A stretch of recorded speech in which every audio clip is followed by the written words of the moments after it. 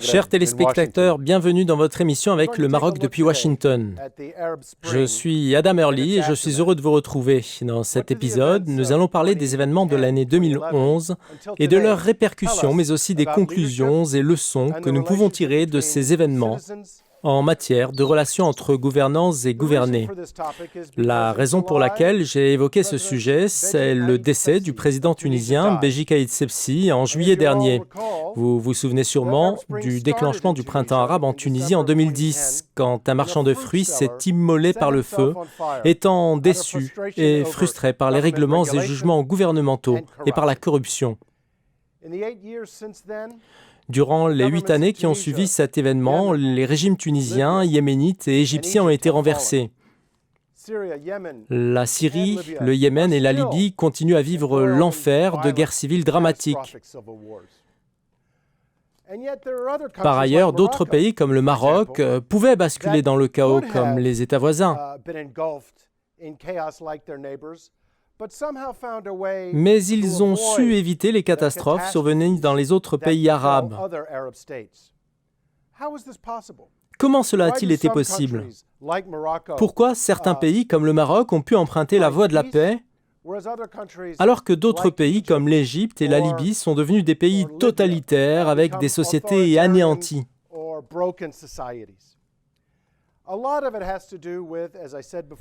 Plusieurs facteurs que j'ai évoqués précédemment relèvent du leadership et de la capacité d'observation.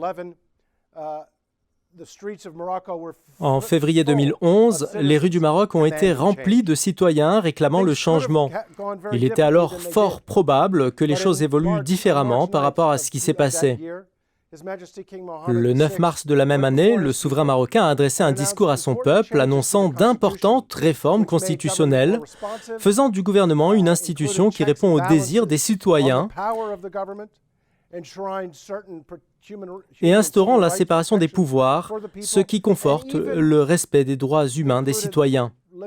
Certaines de ces réformes ont même limité les prérogatives du roi.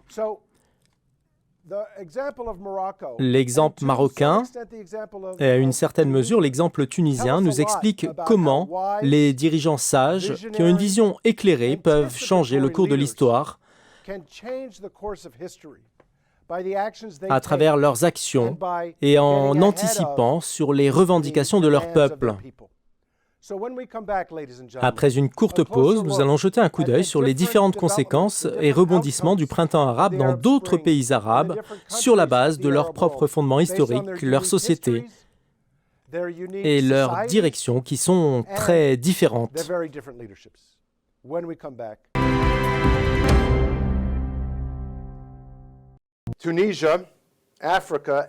La Tunisie, l'Afrique et le monde entier ont perdu le dirigeant le plus âgé et l'un des plus modernistes. Le 25 juillet, le président tunisien Béji Caïd Sebsi nous a quittés à l'âge de 92 ans.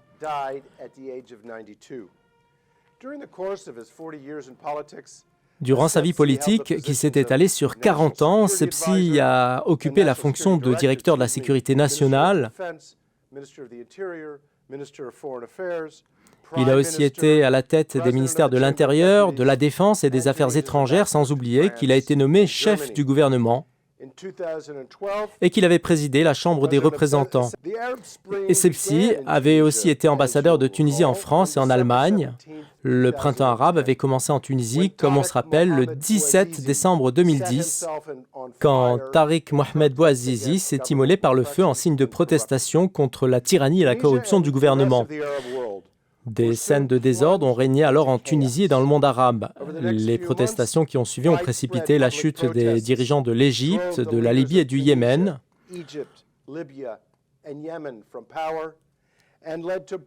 entraînant des guerres civiles barbares en Syrie, en Libye et au Yémen, qui se poursuivent encore aujourd'hui. L'Algérie et le Soudan sont les pays qui ont connu les bouleversements les plus récents. Les peuples de ces deux pays réclament des gouvernements plus représentatifs qui répondent aux aspirations de leurs citoyens.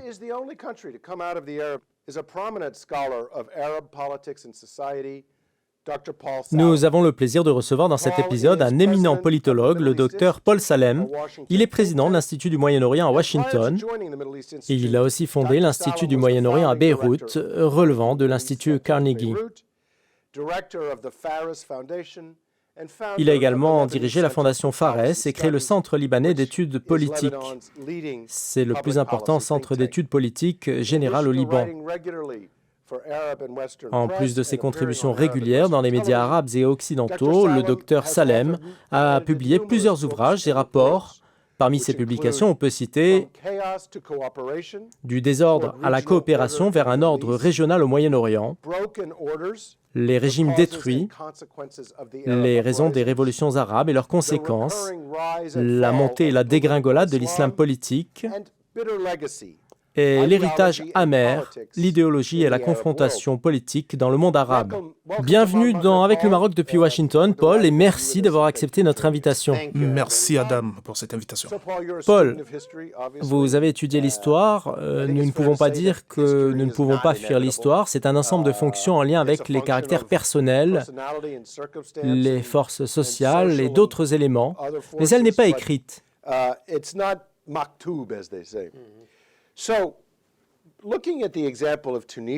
Au vu de l'exemple tunisien, on pouvait aller vers d'autres résultats.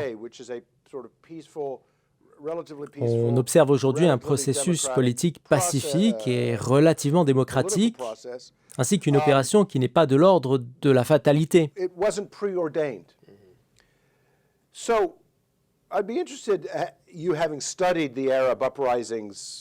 Vous avez suivi et analysé les révolutions arabes. Pouvez-vous nous dire comment la Tunisie a évité l'effusion dramatique de sang qu'on a vu dans d'autres pays comme l'Égypte, la Syrie, la Libye et le Yémen? Et quel rôle a joué Sepsi et d'autres politiques pour mener le navire à bon port?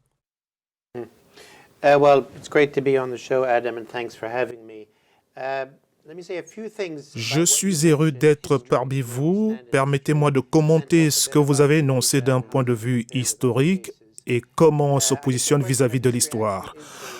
Je parlerai après de la Tunisie en la comparant aux autres pays. Je pense que la lecture de l'histoire est importante. Certains y voient une orientation vers un contrôle du pouvoir par les volontés populaires, le renforcement des systèmes représentatifs et une gouvernance partagée avec le peuple. Si l'on s'arrête sur l'ordre mondial il y a de cela 200 ans, on observe qu'il y avait 2 démocraties seulement. Aujourd'hui, il y a entre 150 et 160 démocraties de par le monde. Ce n'est pas un changement fortuit, quelque chose se passe certainement. Ce qui est en train de se produire dans le monde arabe et ce que vit l'humanité en général est un tiraillement entre l'histoire et l'avenir. D'un côté, nous avons la Russie et la Chine, qui sont persuadés que le XXIe siècle peut être celui des régimes totalitaires et de la domination du peuple par l'État. De l'autre côté, l'Occident tient à ce que l'avenir appartienne au peuple. C'est vrai qu'il vit quelques problèmes, mais le monde arabe constitue aujourd'hui un laboratoire pour ça. Dans le cas tunisien, le peuple et ses représentants se sont attachés à un pouvoir participatif, la promulgation d'une constitution démocratique, et ils ont avancé à ce niveau pour instaurer une démocratie. The government controls, provides stability and security in exchange for economic development. Vous avez fait une comparaison entre la Tunisie et les pays du Moyen-Orient.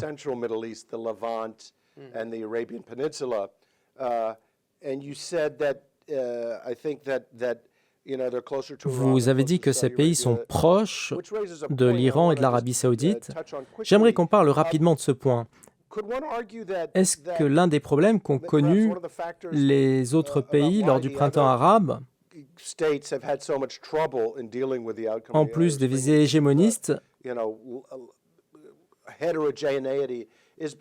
est due à l'intervention étrangère qui a été plus grande qu'en Tunisie. Oui, c'est l'une des raisons, mais seulement l'une des raisons.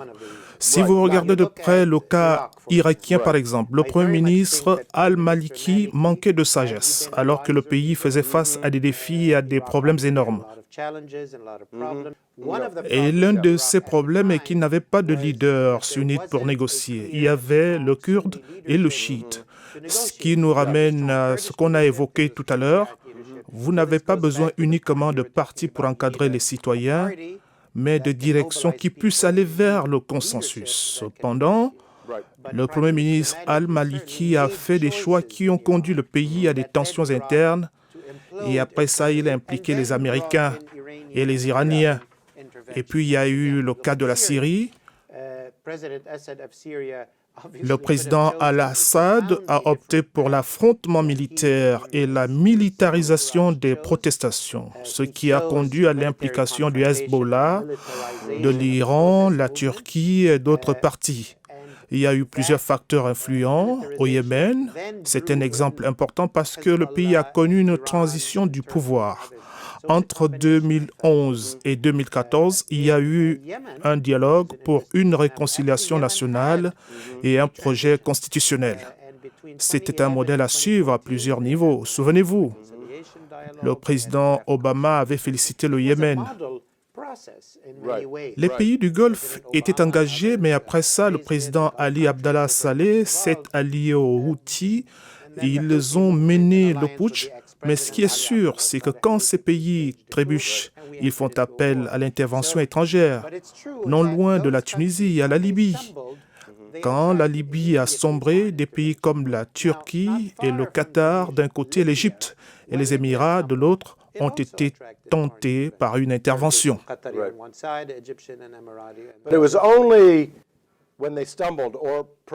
Oui, c'est seulement quand ils ont trébuché qu'ils ont ouvert la porte à l'intervention étrangère. Chers téléspectateurs, après la pause, nous nous arrêterons sur ce qui attend le monde arabe comme développement au niveau politique. Nous parlerons ensuite du Royaume du Maroc et comment il a relevé le défi de la représentativité politique, des protestations et des menaces qui ont été observées dans les pays voisins. On se retrouve après la pause.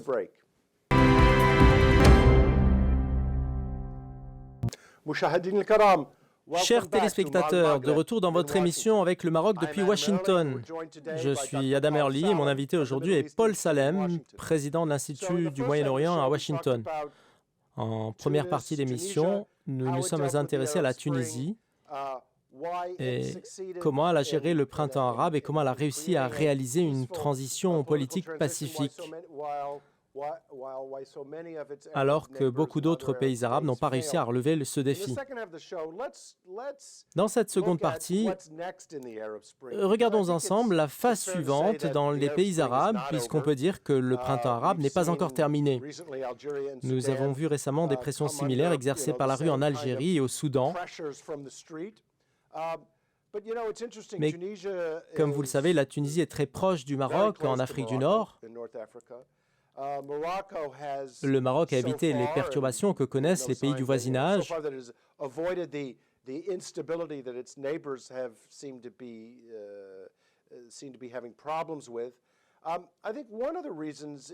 Je pense que très tôt dans le déroulement du printemps arabe, au mois de mars 2011, je crois,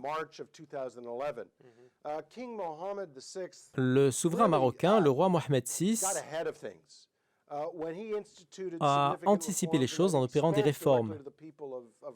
Il s'est adressé directement au peuple marocain. Écoutons avant d'expliquer la démarche anticipative dans ces événements.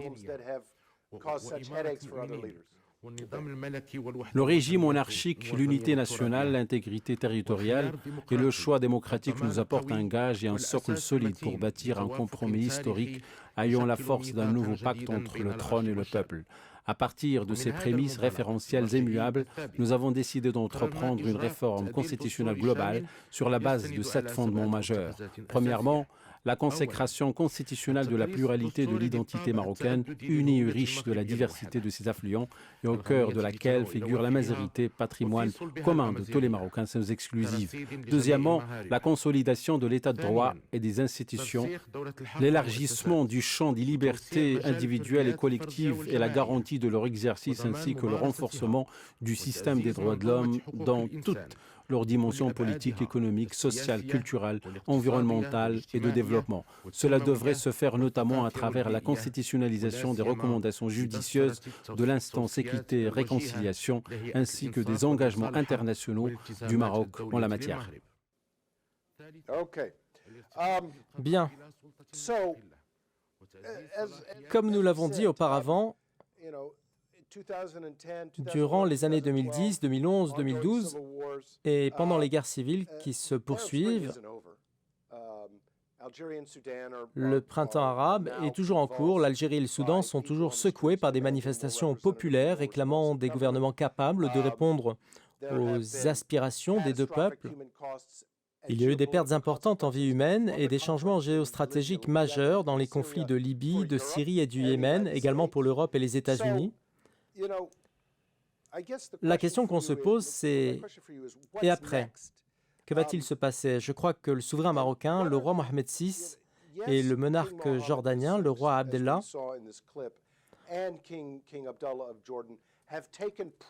ont entrepris des actions anticipatives pour prémunir leur peuple des maladies, des révolutions qui ont chamboulé le monde arabe.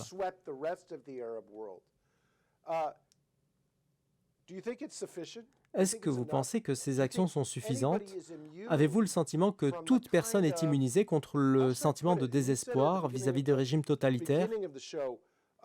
Comme vous l'avez vous-même dit au début de cette émission, le Maroc n'est pas un État totalitaire, mais un État complètement ouvert. Mais quels sont les risques? Que peuvent affronter les dirigeants actuels quand survient ce genre de phénomène qui influe finalement sur tout le monde?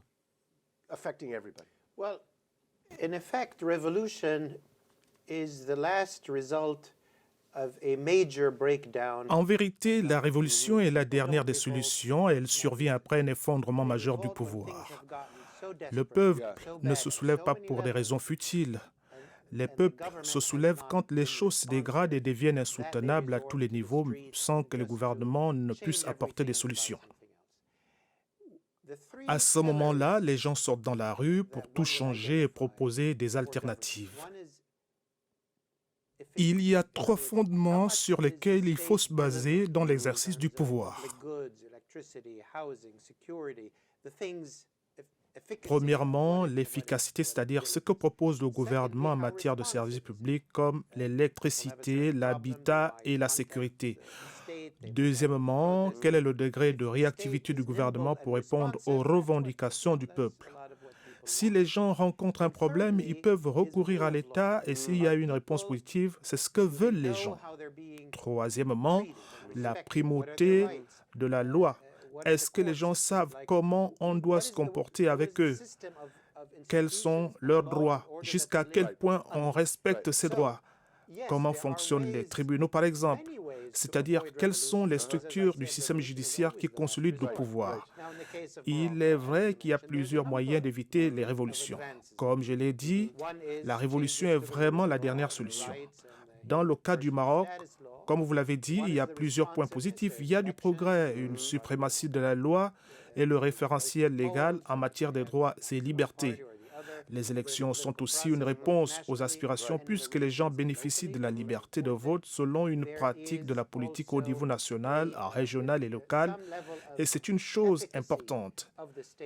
Il y a au Maroc une efficacité de l'État à fournir les services publics. Bien entendu, les problèmes persistent et sur ce registre, la route est longue. Si on regarde de près les pays du Golfe, par exemple, les Émirats et les autres pays, ce que l'État propose comme service aux citoyens est d'un très grand niveau d'efficacité, que ce soit les opportunités d'emploi ou la sécurité. De ce fait, les gens là-bas ont des besoins moins importants. Oui, il existe plusieurs moyens d'éviter l'ultime solution, c'est-à-dire la révolution, Mais le monde arabe, comme plusieurs autres pays, est toujours confronté à la question fondamentale. Jusqu'à quel point le citoyen pourrait déterminer son avenir?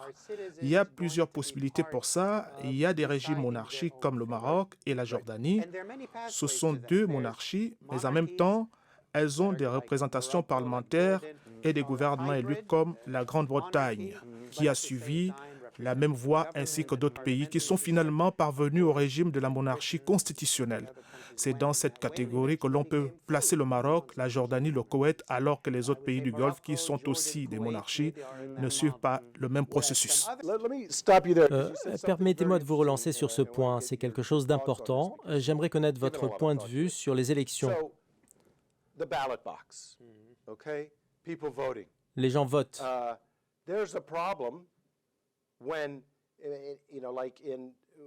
Et comme on dit, une seule voix, une seule fois, mais il y a un problème. Dans certains cas, un candidat remporte les élections, mais ils prennent en otage le processus politique. Vous avez étudié plusieurs joutes politiques, on a vu en Égypte, en Libye et même dans la bande de Gaza, le poids et la force des frères musulmans, mais c'est handicapant. La Tunisie et l'Algérie ont une longue histoire dans la gestion de ces mouvements, avec des résultats différents. L'Algérie est un État totalitaire, comme vous l'avez dit au début, alors que la Tunisie a manœuvré dans la confrontation entre les idéologies politiques à travers le choix entre le totalitarisme et l'approche de la participation populaire. Nous avons vu en Égypte, en Algérie et dans une certaine mesure en Libye l'utilisation de la force et le renforcement des mesures de sécurité pour empêcher les mouvements religieux de prendre le pouvoir. Est-ce que cette approche, l'approche tunisienne et même celle du Maroc, promettent une alternative possible?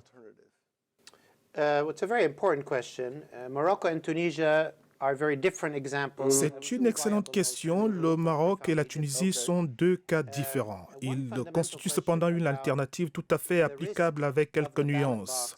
Une question fondamentale sur l'aventure électorale dans le système de l'État et dans le système constitutionnel de l'État, avec un État fort, des institutions solides et une constitution protégée, soit par la volonté populaire ou par d'autres éléments. Celui qui remporte les élections devient protégé par le cadre organisationnel constitutionnel. Le problème pour plusieurs pays dans le monde arabe et d'autres États non arabes qui ont souffert du même problème dans le passé, c'est que l'État et ses institutions sont faibles et il n'y a pas d'enracinement du processus démocratique. De ce fait, quiconque remporte les élections croit détenir la légitimité du pouvoir absolu. Aujourd'hui, nous sommes confrontés au problème des frères musulmans qui ont réussi à s'emparer du pouvoir, comme à Gaza, et qui ont essayé la même chose en Égypte. Et bien avant eux, il y avait les mouvements nationalistes arabes qui ont consolidé leur dictature au nom de l'étendard de l'arabisme. Le problème en réalité, c'est la faiblesse du système politique et la faiblesse des États, et non pas le problème de tel ou tel parti. Tout parti qui a une chance de l'emporter sera tenté par le désir d'accaparer le pouvoir. Any party left to its own devices has the risk of taking over power and usurping it. Les modèles marocains et tunisiens sont différents. Le Maroc est un pays fort avec un régime monarchique ancestral qui protège la Constitution et l'ordre public. Et par conséquent, il n'y a guère de risque de domination de n'importe quel parti, quel que soit son résultat aux élections. La Tunisie, par contre, a été confrontée à ce risque. Elle y a fait face grâce au bon sens des partis politiques et au dialogue. Egypt went through that and ended up re-establishing a military-backed authoritarian system. There are different models. You know, it's interesting because Nous pourrions poursuivre cette discussion indéfiniment, mais deux des plus grands et des plus anciens pays institutionnels et dont les structures sont fortes dans le monde arabe sont l'Égypte et le Maroc. La Tunisie également, mais ce pays était dirigé par les Français.